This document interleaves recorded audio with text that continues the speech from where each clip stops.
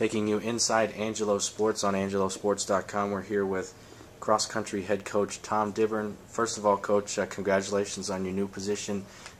The team opens up the 2010 season tomorrow on Friday at the Bear Twilight. Just talk about that event and talk about finally getting the season started. Well, as far as getting the season started, it's early in the season. We kind of use these meets just as part of our training. We train through them. We don't back off practices. They just kind of fit in well with our training block. But it's good for the kids because it gives them a chance to get out and compete and see how they are stacking up against other people besides just the kids they've gone against in practice. And for coaches, it kind of gives us a chance to see where we compare to last year at this time.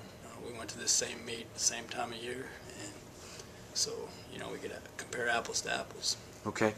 You talked about comparing yourself against some other teams and some pretty stiff competition in the field. A couple Division I teams, powers like Baylor, TCU, Lamar, and then a conference school in the tournament, Incarnate Word. Can you talk about the field a little bit and maybe some of the opponents you're looking forward to having your team run against? Yeah, like you said, I'd say probably the two classes in the field are going to be probably Baylor and Lamar.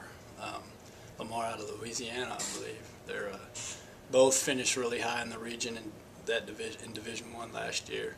And then, like you said, Incarnate Word, they're coming into our conference the first time we get to see them this year, and the only conference team that's going to be here. I think they're going to be really, really comparable to us on the women's side, and maybe a little stronger at the first part of the year than our men. So we're excited to get to go against them and see how we stack up. Okay. Tell us about the course a little bit. That's sort of in addition to the other competition. The course is always something that the team's fighting against. Can you talk about where the tracks or where the race is going to be run? Yeah, this early season meet isn't going to actually be run on Baylor's cross-country course. It's going to be run on their intramural field, and they have it set up in a 2K loop. With the men's race going to be a 6K, which means they're going to run 3 of those 2K loops, and the women's going to run a 4K. So, it's a non-traditional cross-country course. It's similar to track where you run the same loop a couple times, but it's going to be a fast course. It's mowed pretty short, and it's real soft, so the kids will like it. Okay. We had Kelsey Merritt on the lunchtime live chat last Thursday, and she talked about sort of the challenge of running a loop course. Maybe it gets boring after the first or second time you go around it. Do you see that as a challenge for the team, or do you think they'll handle it pretty well? I think we'll handle it fine. We're young, and a lot of cross-country courses in high school are loops, so it's not going to be anything new to us, and it's the same for everybody. So I think if we compete, we'll be fine. Okay. The pundits picked the women's team to finish pretty high in the Lone Star Conference this fall. Can you talk about what you're expecting from the women's team tomorrow? Yeah, I expect the women to be battling Midwestern State. There's going to be somebody else that slips up there and is going to be battling at the end too, but I think that probably the class of the conference right now has got to be Midwestern State. They're returning champions, and they had a really good recruiting class, so they're going to have a target on their back, and we're one of them shooting for it. Okay, who are some of the key contributors on the women's side for your team? Our top returner is Emmeline Crutcher, and every girl we have back ran in our top 5 at some point last year, so we feel real solid, real confident with our returners, and we got 3 really good freshmen as well. And we got Katie Williams, we got Sophia Ramos, and then Kelsey Merritt that you've already spoken with. So.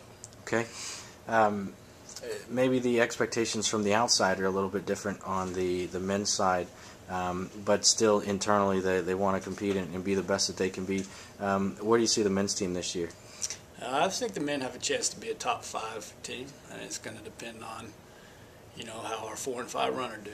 If our 4 and 5 runners step up and compete, I think we've got a chance to be a top 5 team. It's kind of mixed. The conference is kind of wide open right now. Abilene got a new coach, and they're traditionally a top team in the conference. So, I think it's really anybody's to win right now. Okay, who are some of the leaders on the men's side that we should watch out for? Traditionally East Central.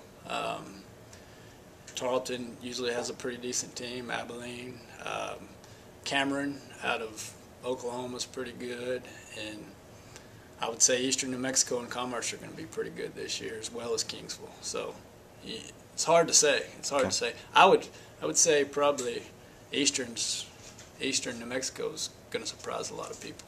Okay. We already mentioned the fact that you sort of get to judge yourself against a new conference opponent in Incarnate Word when the teams run on Friday. Who do you expect on the men's team to maybe step up and lead the squad? Isaac Valdez is looking really good right now in workout. I think at this point he's probably in better shape than when we left for the summer last year, and that was really encouraging because he's got a lot of talent and he put in the work this summer, so he could surprise a lot of people this year. All right, thanks, Coach. Good luck. Thank you.